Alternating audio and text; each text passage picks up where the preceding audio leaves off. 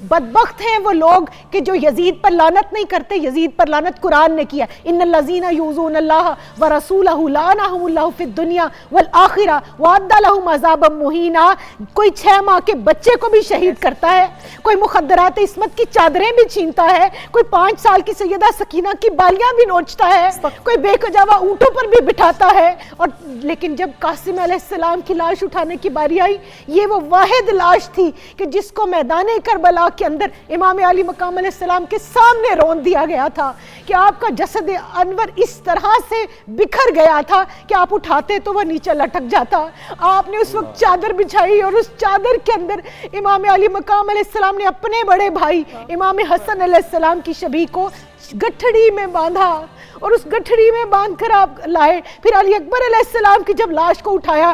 55 سال 5 ماہ 6 دن اور بعض روایات میں 56 سال 5 ماہ اور 6 دن امام علی مقام علیہ السلام کی عمر ہے. چند بال سفید تھے داڑھی کے, مگر جب اپنے جوان علی اکبر کی لاش کو اٹھایا تو سر اور داڑھی کے تمام بال سفید ہو چکے تھے. حسین علیہ السلام کو سلام پیش کرنا,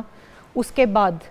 یزیدیوں پر لعنت کرنا, یہ قرآن سے ثابت ہے. اس کے بعد جو ہمارا اولین فریضہ ہے وہ یہ ہے کہ پیغام امام علی مقام علیہ السلام کو, پیغام کربلا کو سب سے پہلے اپنی ذات کے اوپر نافذ کریں, قُوا أَنفُسَكُمْ وَأَهْلِيكُمْ نَارًا. اس کے بعد اپنے گھر, اپنی ٹیریٹری کے اندر جس کو اللہ نے جتنا منصب عہدہ جتنا اس کو کینوس دیا ہے, آپ کے اہل و عیال, آپ اگر کسی ادارے کے سربراہ ہیں تو وہاں آپ حسینیت کو نافذ کریں, وہاں قرآن کے احکامات کو جو امام علی مقام علیہ السلام نے جن کو بچانے کی خاطر, جو ہم کہتے ہیں نا کہ لا الہ است حسین, کہ آپ نے بنائے لا الہ کو بچایا ہے, آپ نے کلمے کی بنیاد کو بچایا, تو اس کو اپنے اپنے تئیں جتنا جتنا جس کا منصب ہے, جتنی جس کی اہلیت ہے, کیونکہ ہر صاحب ریت سے سوال ہوگا. اور میں خواتین سے اکثر یہ بات پوچھا کرتی ہوں کہ آپ یہ بتائیے کہ واقعہ مباہلہ جب ہم دیکھتے ہیں, آیا مباہلہ, تو اس میں سیدہ فاطمہ الزہرا سلام اللہ علیہا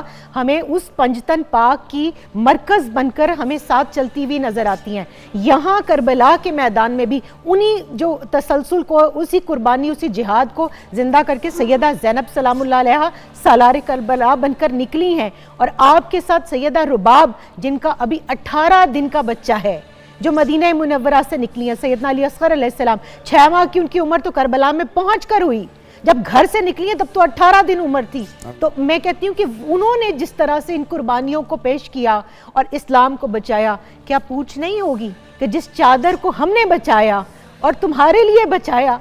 ہماری چادریں تو شمر نے چھینی, ہماری چادریں تو عمر بن سعد نے, ان لعینوں نے چھینی, تمہاری چادریں کس نے چھین لی؟ کیا پوچھا نہیں جائے گا کہ کنتم خیر امت اخرجت للناس تأمرون بالمعروف وتنہون عن المنکر کی جو پہرے داری ہم نے کی ہے, ومما رزقناہم ينفقون کی عملی تفسیر بن کر. کیونکہ جب میں یہ آیہ کریمہ پڑھتی ہوں تو میرے سامنے امام علی مقام علیہ السلام کا وہ عصر عاشور کا وقت آ جاتا ہے کہ جب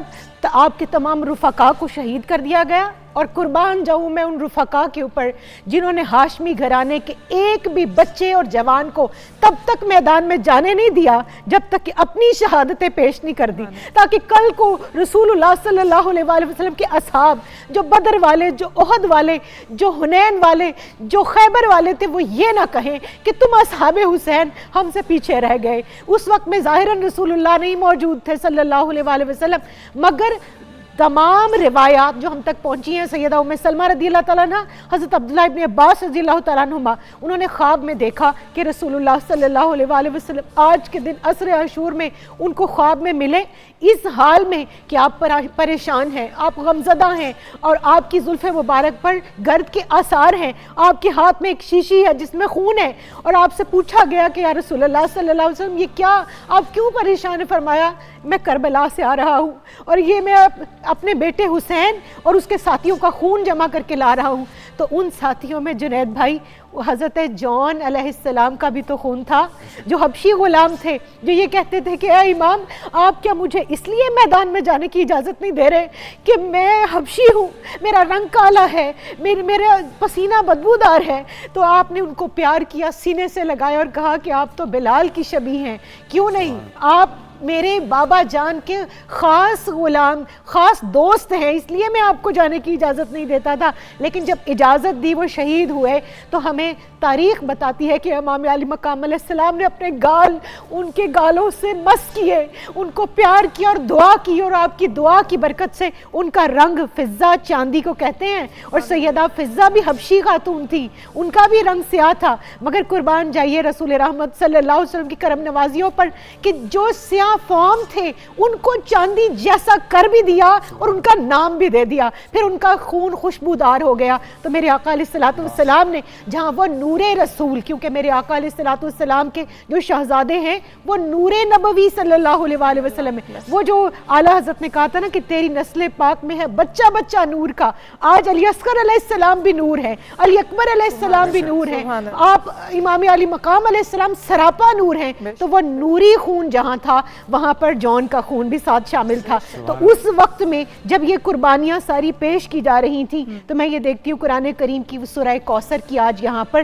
ہمیں عملی تنفیذ نظر آتی ہے، اِنَّا أَعْطَيْنَاكَ الْكَوْثَرَ، کثرت اولاد، کثرت امت، کثرت فضائل، اور وہ جو فضائل قرآن جو مصائب کی بات کرتا ہے نا وَلَنَبْلُوَنَّكُمْ بِشَيْءٍ مِّنَ الْخَوْفِ وَالْجُوعِ وَنَقْصٍ مِّنَ الْأَمْوَالِ وَالْأَنفُسِ وَالثَّمَرَاتِ، وہ سارے کے سارے مراحل، وہ ساری آزمائشیں، وہ ساری سختیاں، وہ ساری مصیبتیں جھیل کر اس پورے گھرانے نے صبر کے ساتھ، جرت کے ساتھ، استقامت کے ساتھ ایک ایک قربانی پیش کی ہے۔ اور جب میں قربانیوں کی بات کرتی ہوں تو سیدنا میں علی اصغر علیہ السلام کی قربانی کا صرف ذکر کروں گی کہ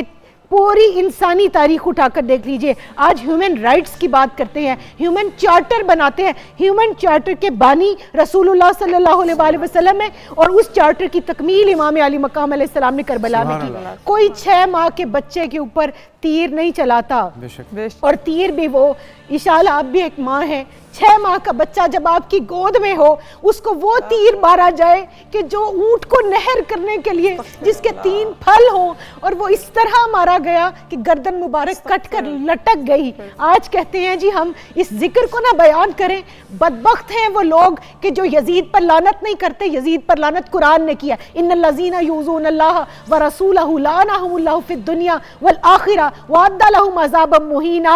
کوئی 6 ماہ کے بچے کو بھی شہید کرتا ہے، کوئی مخدرات عصمت کی چادریں بھی چھینتا ہے، کوئی 5 سال کی سیدہ سکینہ کی بالیاں بھی نوچتا ہے، کوئی بے کجاوا اونٹوں پر بھی بٹھاتا ہے، کوئی ان کو بازاروں میں پھراتا ہے، کوئی رسول کی بیٹیوں کو۔ حضرت داؤد علیہ السلام کا ایک امتی وہ بتاتا ہے یزید کے دربار میں تھا، کہتا ہے میں 60ویں پشت میں داؤد علیہ السلام کا رشتہ دار ہوں، لوگ میرے پاؤں کی مٹی لے کر جاتے ہیں برکت کے لیے۔ تم کتنے ظالم لوگ ہو، تم نے اپنے نبی کے نواسے کو، جو کہ جس نبی کو پردہ فرمایا، ابھی 50 سال، ابھی آدھی صدی نہیں گزری، تم نے ان کو شہید کر کے ان کا سر تخت میں لا کر، تشتری میں لا کر پیش کر دیا، ان کی بیٹیوں کے سروں سے چادریں چھین لی، ان کو بے کجاوا اونٹوں پر سوار کیا، ان کے اوپر پانی بند کیا، اور پھر اس مظلوم دن کے اندر میں جب دیکھتی ہوں کہ امام علی مقام علیہ السلام نے ایک ایک کر کے تمام لاشوں کو اٹھایا، اور لیکن جب قاسم علیہ السلام کی لاش اٹھانے کی باری آئی، یہ وہ واحد لاش تھی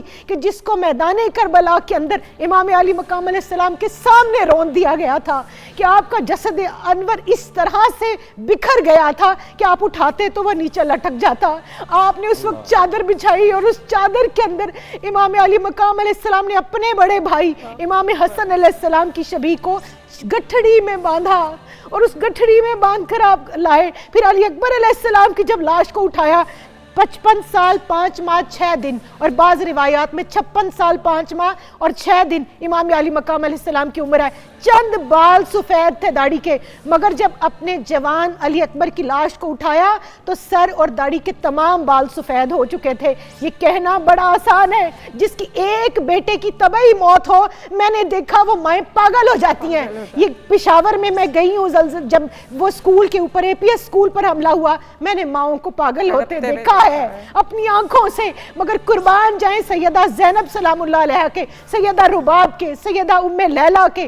کہ ان تمام ماؤں نے ایک ایک کر کے درجہ ہی کچھ اور ہے۔ لیکن آج کی بیٹیاں، آج کی مائیں، آج کے مسلمان اس قربانی کو نہ صرف یہ کہ بھلا رہے ہیں بلکہ اس کو اسباق میں سے اپنے اس کو زندگیوں کے اندر سے جب عمل کی بات آتی ہے تو پھر وہ دائیں بائیں نکلنا شروع کرتے ہیں. لیکن میں اپنی آنے والی جنریشن کو بھی کہوں گی there is no gray area in Islam, black یا وائٹ، دو رنگی چھوڑ کر یک رنگ ہو جائے. اور یہی بہترین وقت ہے. اور